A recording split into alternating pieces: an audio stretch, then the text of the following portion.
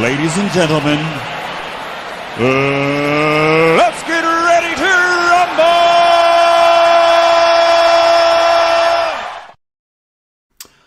Welcome to your live Fitness Fix show number 23. Yes, we're back again. Back again. It's the most wonderful time of the year. Hope you are all well. So I go live every Monday and Wednesday at 8 p.m. To discuss training and nutrition. So Monday tonight is literally training talk, all about the gym. And Wednesday is nutrition, which is food, protein, macros, everything like that. So yes, make sure you join. Like the video if you can. And yes, subscribe so you don't miss the next one.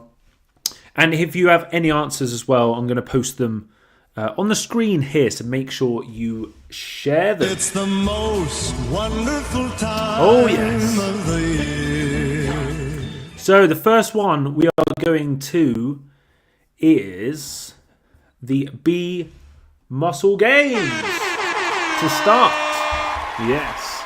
And we're going to go over last week's challenge, which was the dumbbell pullovers. Last week. So that's one where you lie back on the bench and you have the dumbbell and it goes behind you.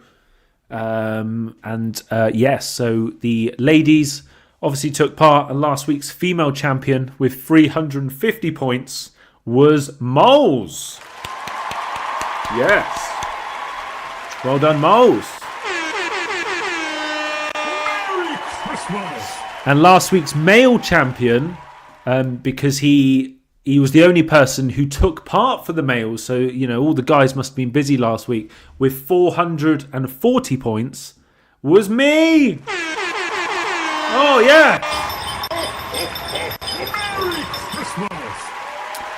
So, yes, I had to take the win, had to take the trophy, which is good. You know, I will take the trophy. This week's BMS Games Challenge is the barbell good mornings. Okay, so that's where you place the barbell on your shoulders, and then you literally hip hinge down. Okay, so imagine just bending forward, straight legs, with the bar on your shoulders. You can go to bmuscle.com, and then you'll see the games, and then you can see the video of the challenge as well. So yes, make sure you are signed up for those,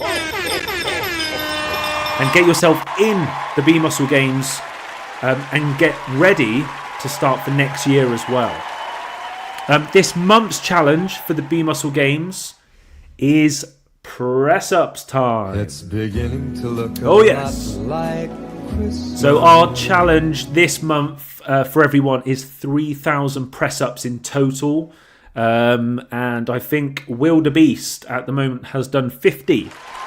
So day number one, he whacked out 50 press-ups, which is good.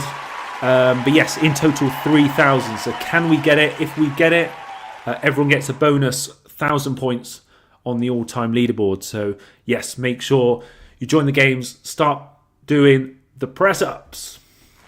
Oh yes. And just to go over quickly, we have January's Big Five. Oh yes. And this one is basically in January, there's going to be 5 weeks and 5 big challenges. Okay, so first week is the squats. Second week, the military press, as you can see there. The third week is the bent over rows. The fourth week is the barbell bench press. And then the fifth week is the deadlift, okay? So normally people don't know the next week's challenge. But I've basically, told everyone, here we go. First 5 weeks of the new year are big barbell compound lifts, okay? There's going to be some big points involved because there's heavier weight, more reps. You're going to get bigger points, okay? So make sure you join the B Muscle Games, and these movements get practicing for the new year. Oh yes, get practicing. So yes, link is in the description below if you're not part of the B Muscle Games. And again, get yourself on those leaderboards, earn your badges, and you can win prizes as well. It's free to join, yes, and link is in the description below. Make sure you join that.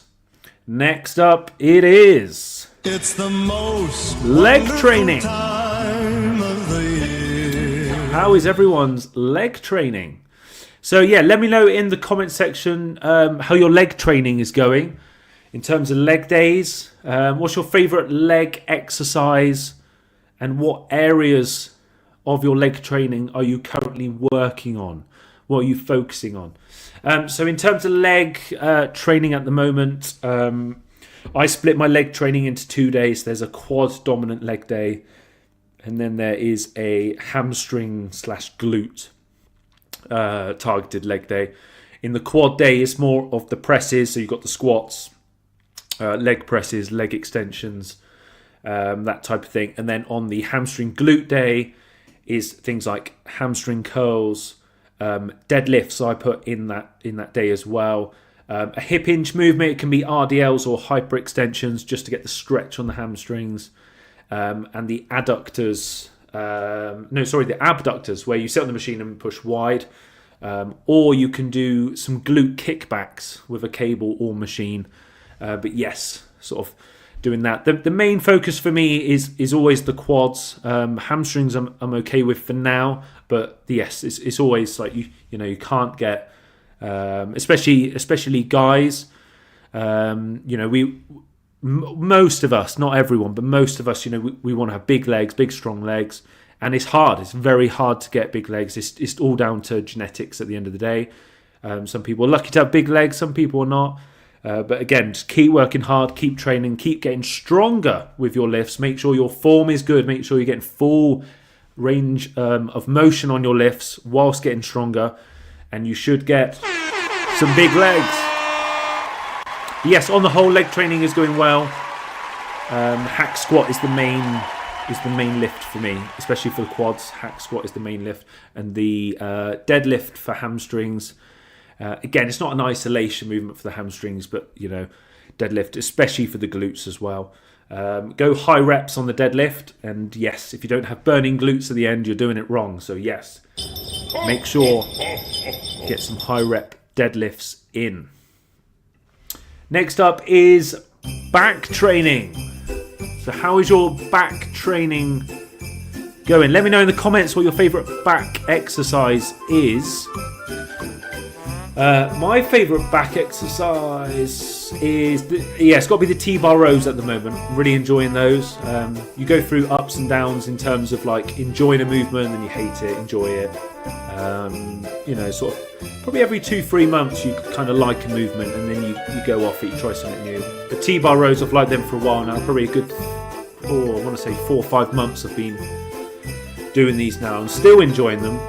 So yes, It's the most make sure you get in your heavy rows. And this can be barbell rows, this can be dumbbell rows, but you definitely need a compound heavy row, I recommend, in your back day and really get strong at it. I wouldn't say like a cable seated row or a machine, like a cable machine row. I wouldn't say anything like that should be your main rowing movement. I would say you have to have a barbell or a dumbbell movement to really get that sort of thickness and core strength, because if you have a strong back, you have a strong core. You can't have a strong back without a strong core. So yeah, make sure you're doing those free weights to stabilize your core. That engages your lats a lot more. So yes, make sure your back training is sort of organized correctly in terms of compounds at the start, machines at the end. Okay, use machines when you get slightly, more tired and you just want more isolation. Do those. Chest and shoulder training. How is your chest and shoulder training? What areas are you focusing on? So,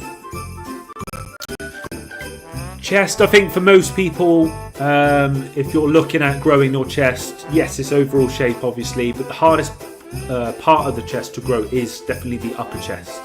So it's the incline presses, incline flies as well. So that's the main probably thing on the chest. I do 2 pressing movements and 1 fly in my chest sessions. And then I also do some tricep dips with that. That gets a really good stretch on it. So 2 presses, 2 stretches. That's the way I like to think of it. And then shoulders, I actually tag in with the push. I only do side raises on the push and rear delts on the back training. But I don't do any front delt training. No, God! No, God, please I know. What are you doing? Yes, no front delt training. I don't isolate them, what I mean. So I don't do any front raises. I don't do any shoulder presses. Reason why, the front part of the delt is used a lot in flat bench pressing, in incline pressing, flies, tricep dips. There's a lot of front delt in. So I get the front delt use from that, which means I don't need to add in a shoulder day to overload the front delt. So I will, yes, mainly see it as a chest mainly session, a chest predominant session, and then 1 or 2 triceps, and then 1 or 2 shoulders in terms of side raise movements. So that is the push session. Chest and shoulders. It's good, you know. If you look at your shoulders and think, oh, I need to work on my shoulders, then yeah, you probably should have a shoulder day. But more or less, if you've got a developed physique in terms of, you know, you've got muscle everywhere, what needs to be improved? Your front delt probably doesn't need to be improved, so I would come away from the shoulder day. But it's good for people to start on the shoulder day. Arms and ab training. Oh yes, arms and ab training. So arms is something where obviously a lot of guys love arm training. Biceps and triceps, they usually do it on the weekends before they go see probably their missus or something like that. But yes, in terms of biceps and triceps, what is your favourite exercise? Let me know in the comments section. For biceps, for me at the moment, it is the dumbbell preacher curls. Okay, so you know when you have your elbows on the pad and you isolate the bicep curl. I like doing a single dumbbell on that at the moment. That's really good. I'm getting stronger at those. And a tricep movement, I do like the dumbbell overhead tricep extension. That one is my main tricep exercise at this point. Again, every session moving up at least a rep, or if I hit around that 9 to 10 rep range, then move up. The dumbbells go up in 2s, obviously. So yes, you can get those. Joe says seated curls. Yes. It's the most wonderful. Oh yes, get the seated curls. So yeah, I take it. Obviously, it's on the bench, and you're probably sat on an incline or straight up. And then you're doing the dumbbell curls, you're either alternating them or together. Yeah, that's a good one. A lot of guys like standing up in front of the mirror doing them like this. So yes, it's beginning to look a lot like oh yes. Christmas. Just as skull crushers. Yes, I like those as well. That's my second favorite exercise on when I do triceps. So it'll be the overhead extension, then skull crushers. I like to do a flat bench. Some people like to do an incline just for their shoulders. But yes, skull crushers are good. You can also do them with dumbbells as well. So, yep, get those on. The B Muscle Coaching. Oh, yes. Merry Christmas. So, if you're looking to start either a mini cut, a muscle building phase, or you're simply just looking to stay active and consistent all year round, then check out the B Muscle Coaching. Link is in the description below. All the details are there. And yes, you can get started today for as little as £12 a month. Okay, so yes, like I said, link is in the description below. Check it out. And yes, you can, well, you deserve all the gains. So why not check it out? Cardio. Oh. Yep, cardio. So we have to see cardio as a tool, okay? So cardio can be used mainly in a dieting phase. So calories, if we don't want to push down calories anymore, another tool is to increase our energy output. So that can be things like, you know, moving steps or adding in some cardio either before or after your sessions. So, you know, use cardio as a tool. Depending on how high your food is as well. If you're in a muscle gaining phase, I recommend cardio as well.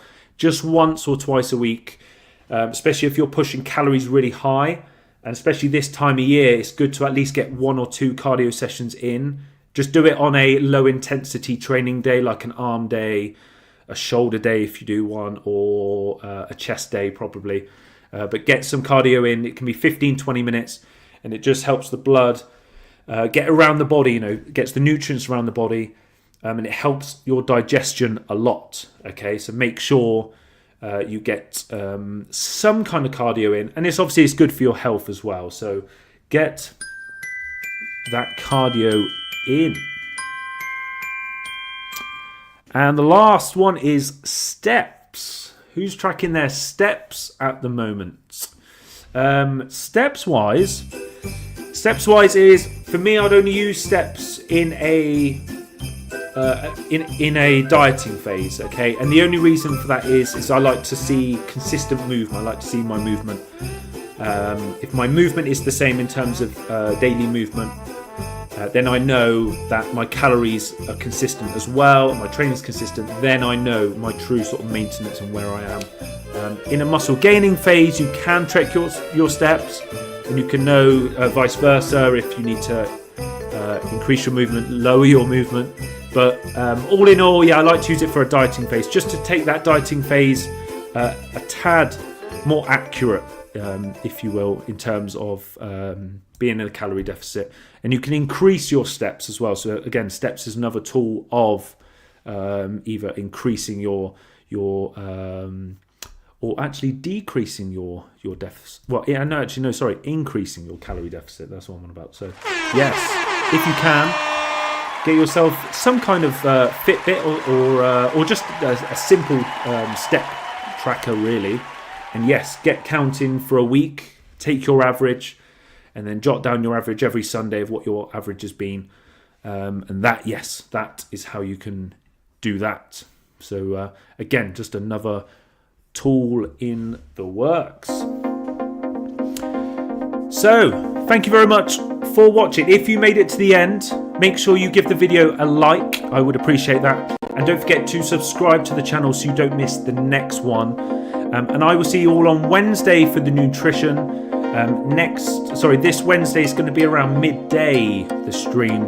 At 8 p.m. it is usually, but this week is going to be around midday. So yes, I will see you all on Wednesday. Take care.